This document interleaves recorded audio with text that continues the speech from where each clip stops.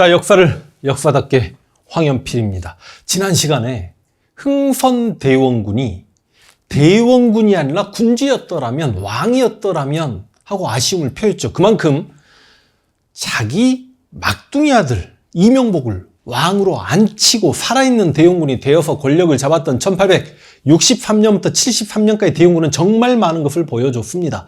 그런데 최익현의 상소로 하야하게 되었다라고 말씀을 드렸는데, 지금 그래도 대원군은 역사적으로 조금 부정적 인식이 있지요.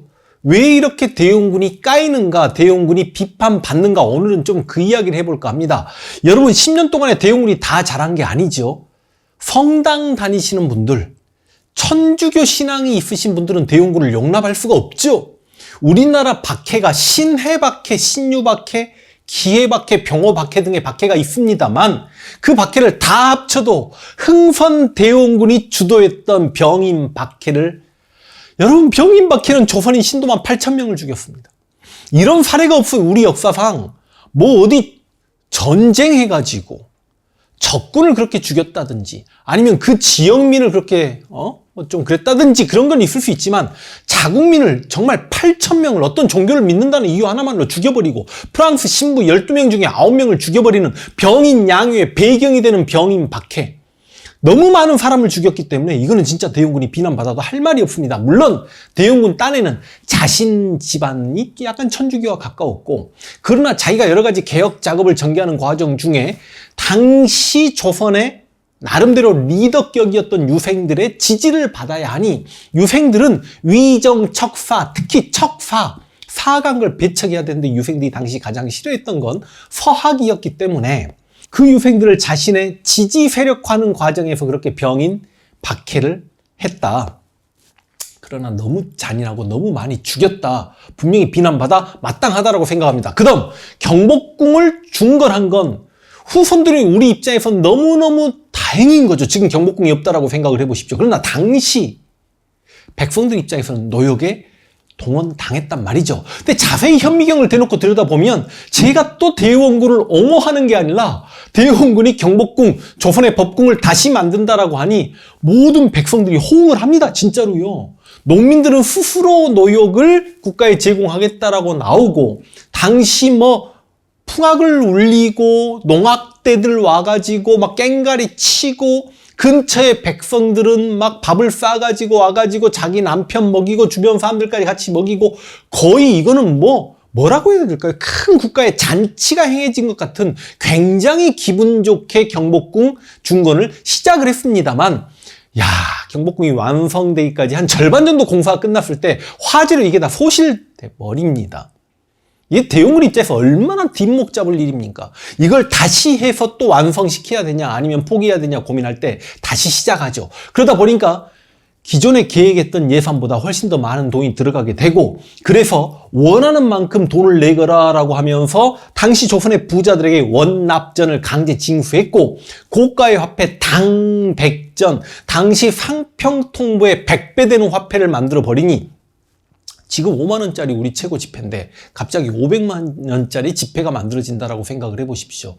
500만 원 들고 택시를 탔는데 기본 요금 나와요. 그럼 택시 기사가 499만 7천 원 정도 남겨줘야 되면, 그냥 내 거 택시 가져가라, 웃는 말로 이야기하는 겁니다. 택시가 훨씬 더 비싸지만 그만큼 물가가 상승합니다.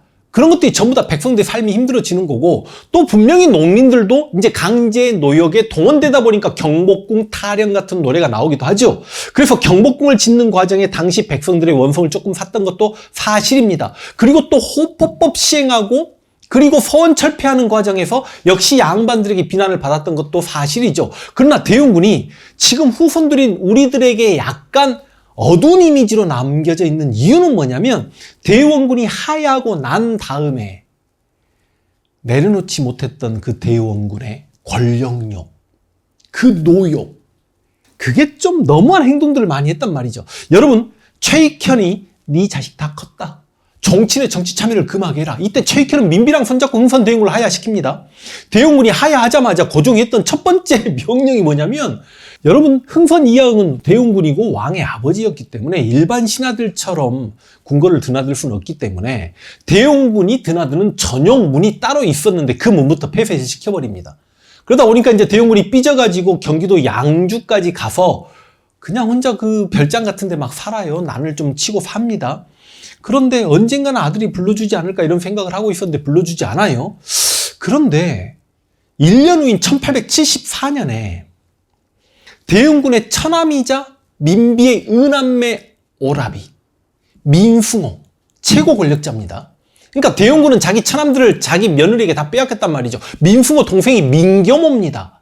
이모군란 때 그 구식군인들에게 월급 13개월치 안 줬다가 나중에 물에 불린 쌀하고 막 겨가 들어간 쌀 줬다가 먹을 걸로 장난쳐가지고 구식군인들이 봉기했던 이모군란 때 진짜 구식군인들에게 밟혀 죽였던 민겸호 형 민숭호가 민비 오라비였다고. 근데 민숭호 집에 선물이 배달됩니다. 어떤 군수가 줬다? 어떤 승려가 줬다는 설이 있습니다만 실제로 그냥 너희 가족들끼만 열어보세요. 열었는데 빵 하고 진짜 폭발물이 터집니다. 진짜 팩트, 역사적 사실입니다. 그 폭발로 인해서 민숭호와 민숭호 엄마, 민숭호 아들이 그 자리에서 죽어요. 근데 민숭호 엄마면 민숭호는 대원군의 처남이니까 대원군의 장모가 그 자리에서 죽는 겁니다. 근데 일설에 의하면 민숭호가 죽어가면서 운현궁이라고 한마디 했단 말이죠. 운현궁이 대원군 집을 운현궁이라고 하지 않습니까? 그러니까 이때부터 이제 민비와 대원군은 더욱더 사이가 안 좋아지면서 실제로 이 민숭호를 죽인 게 대원군인지 아닌지 우리는 알 수가 없습니다. 그리고 좀 조용히 살았던 것 같습니다. 대원군은 화가 나긴 했을 거예요. 왜냐? 자신이 추진했던 모든 정책이 고종에 의해서 다 무너져 갑니다. 실제로 흥선 대원군이 척화비를 세웠을 때 모든 백성들이 막 만세를 외치고 자신만만해하고 병인양유, 신미양유를 이겨냈다는 자신감이 있지요. 병인년에 비문을 짓고 신민년에 이 비석을 세운다 그런 내용이 있었던 그 척화비를 고종이 다 뽑아버리고 대원군 입장에서 자신은 병인양요, 신미양요, 프랑스와 미국의 침략을 막아냈지만 아니 내 아들하고 며느리라는 놈들은 이것 봐라 더 약한 일본에게 운요 사건에서 당하고 강화도 지역 체결하고 문호를 개방하고 그리고 자신이 10년 동안 국가를 부강하게 만들겠다라고 해서 나라 재정을 탄탄하게 해놨는데 이걸 민비가 12,000봉 금강산에 전부 다 쌀 투하하고 여기저기 막 무당 데리고 돌아다니면서 그 다음 외국의 선교사나 외교관들에게 막 용돈 다 주면서 거의 10년 만에 나라가 거지가 돼버렸단 말이죠. 내가 대원군한테 좀 참기 힘들었을 것 같은데 그래서 한 10년 정도 지났나? 8년 지났습니다. 대원군이 하야하고 1881년에 대원군의 큰아들 서자죠. 이재선 사건이 일어납니다. 근데 이 이재선 사건을 자세히 들여다보면 대원군이 주도한 게 아니라 다 전국 각지 유생들이 이재선을 왕으로 추대하려는 움직임이 있었다는 거죠. 그러니까 이게 영민씨 집안의 횡포 때문에 각 지역의 사대부들 역시 분노하고 있었고 차라리 이재선을 왕으로 앉히는데 당연히 대원군은 동의를 했을 거고 이 사건으로 이복형이었던 이재선을 죽여버립니다. 고종이. 이게 이재선 사건이에요.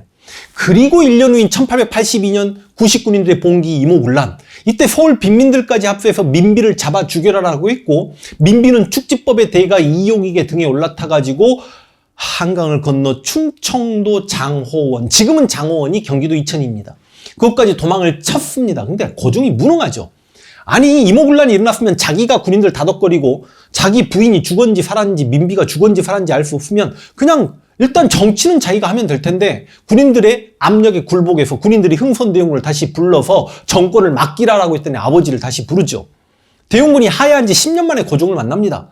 그래서 흥선대원군이 다시 고종의 여러 가지 개혁 작업을 뒤집어 엎으면서 한 33일인가 권력 잡았나? 권력을 잃고 살 수 없었던 고종과 민비가 고종에게 저 살아 있습니다 라고 알리고 고종이 청나라의 무기제조법 영선사로 갔던 대표 김윤식에게 편지를 써서 야 청라 군대 몰고 들어와서 흥선대원군 내 아빠 좀 납치해. 대원군이 청나라에 진짜 납치당해 끌려갑니다. 이 끌려갈 때 기록을 보면 내 대원군을 또 옹호하는 영상인 것 같네요. 끌려갈 때 대원군을 보면 배멀미를 해가지고 앉지도 서지도 못하고 누가 물 한 잔도 주지 않고 서러워서 엉엉 눈물이 나왔다. 혀가 입 밖에 밀려 나왔다. 그런데 청나라에 가서 이용장에게 괄시받고 청나라 관리들에게 무시당하면서 그 괴로움을 이기기 위해 난을 치죠. 그 흥선 이하응이 대원군이 추사 김정희의 수제자입니다. 그래서 당시 살아있는 사람들 중에 난을 제일 예쁘게 잘 쳤다라고 생각하면 되는데, 흥선 이하응의 또 다른 호가 석파죠. 그리고 석파란이 굉장히 중국에 오히려 더 많이 남아있다, 그런 말이 있어요. 그런데 1885년에 고종이 조로 비밀협약이라는 걸 체결하려고 하니 그 고종을 좀 견제하고자 대원군을 귀국을 시켜줍니다. 와, 그러면 여러분, 왕의 아버지가 청나라에 볼모로 가 있었을 때 그래도 조선은 기본적으로 효를 중요시하는 나라인데 그 정도 형식적으로 우리 아버지 좀 풀어주셔야 되지 않겠습니까? 사신이 와요? 그럼 청나라 관료가 그 사신에게 물어봅니다. 이게 너희 왕의 진정한 의도냐? 진심이냐니까. 그렇게 물어보면 조선 관료들이 꼭 그건 아니고.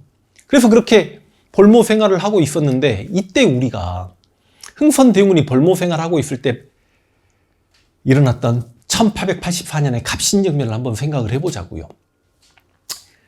흥선대원군을 돌아오게 하자를 갑신정변 14개조 정강에 1조로 삼으려고 하니 당시 괴화파들이, 야, 흥선대원군은 통상 수교 거부론자인데 그 대원군을 왜 꼭 불러들이려고 하냐 반대했더니 김옥균이 책상을 탁 치고 일어나서 한마디 하죠. 나 안동 김씨다. 사사로이 우리 집안과 사이 안 좋은 흥선대원군이다. 그러나 대원군은 이 나라 왕의 아버지 국부다. 국부가 다른 나라의 볼모로 끌려가 있어서야 어찌 자주국이라 할 수 있겠는가. 이렇게 대원군을 데리고 오려고 했던 김옥균과 자기 시아버지가 청나라에 잡혀가길 바랬던, 그리고 아버지가 잡혀가길 바랬던 고종과 민비, 우리가 어떤 역사적 평가를 해야 되겠는가 한번 말씀드린 적이 있죠. 그런데 하여간 85년에 대원군이 돌아오긴 합니다만, 돌아오면 뭐 할 거야? 고종이 흥선대원군을 집 운영궁에 가둬놓고 운영궁 대문을 나무로 전부 다 쳐버립니다. 가택연금 시켜요. 그럼 대원군은 얼마나 서러웠을까? 청나라에서 볼모 생활하고 왔는데 가택연금 당해. 그런데 그 운영궁에서 폭발 사고가 일어나. 그리고 그 운영궁에서 암살 자객이 들어와. 실제 상황입니다. 여러분, 이건 아들이 나를 죽이려고 하는 거란 말이냐? 서럽죠. 그러다 보니까 대원군이 또 칼을 꺼냅니다. 지난번에 서자 이재선이 왕이 되려다가 죽었죠. 이제 이명복, 고종의 친형 이재면을 왕으로 내세우려고 합니다. 이때 청나라 군대와 함께 들어와 있었던 원세계와 손잡고 왕으로 내세우려고 하지만 이것도 들통이 나가지고, 그런데 고종이 자기 친형을 죽이기는 그러니까 유배 보내고 아버지는 여전히 가택연금 당하고 그렇게 되는 거죠. 그러다가 이제 일본이 동학농민운동 때문에 조선 땅에 들어오죠. 동학농민운동을 조선의 관군으로 진압하기 힘들면, 아니 왕과 왕비면 그 농민들의 이야기를 들어주고 좀 다독거리면 될 텐데, 세상에 자국 농민의 반란은 반란이죠. 서울로 치고 올라가 권세가 귀족들을 잡아 죽이자, 민씨 일족을 죽이자는 게 동학이었기 때문에 청나라 군대를 불러들이니 텐진 조약에 입각해서 일본 군대까지 따라 들어오고, 동학군이 조선 정부와 화해를 하는 전주화약 체결해서 이제는 이 땅에서 전쟁이 일어나서는 안 되니까 두 나라 군대를 나가게 해라. 청나라는 나가겠다는데 일본이 노땡큐 하면서 경복궁을 점령했죠. 이것도 제가 여러분 말씀드렸습니다. 여러분, 이때 일본이 경복궁을 점령하면서 조선에서 동학 같은 내란이 일어나지 않기 위해서는 내정개혁에 착수해야 된다. 그게 갑오개혁이지 않습니까? 그 갑오개혁의 섭정으로 다시 흥선대원군을 안칩니다. 대원군이 다시 한번 권력을 잡습니다. 이거 생각해보면 대원군이 왜 일본을 앞세워서 다시 권력을 잡으려고 했을까라고 대원군이 비난받을 수 있지만, 실은 대원군이 그렇게 바보가 아닙니다. 여러분, 1894년에 대원군의 나이가 75세예요. 그럼에도 불구하고 대원군도 일본의 조선 침략 의도를 알아. 그리고 왕권을 강화시켜서 자신의 외세를 밀어내려고 했던 사람인데, 그 일본이 경복궁을 장악하고 있는 그 꼴을 볼 수가 없어. 그래서 일본에 의해 섭정이 됐지만 흥선대원군이 평양 쪽에 있었던, 북쪽에 있었던 청나라 군대를 불러들이고 남쪽의 동학군에게 2차 봉기를 하라라고 글을 내려보냅니다. 북쪽에서 청나라와 남쪽의 동학군이 경복궁에 있는 일본군을 에워싸서 그 일본군을 쫓아내려는 생각을 실제로 흥선대원군은 하고 있었죠. 그리고 이 와중에 이제는 자기의 장손자.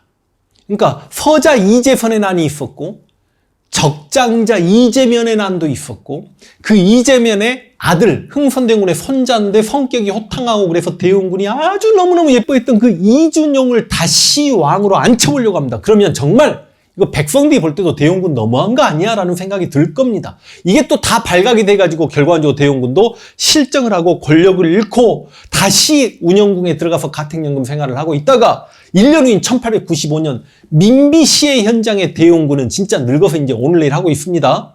거의 76세입니다.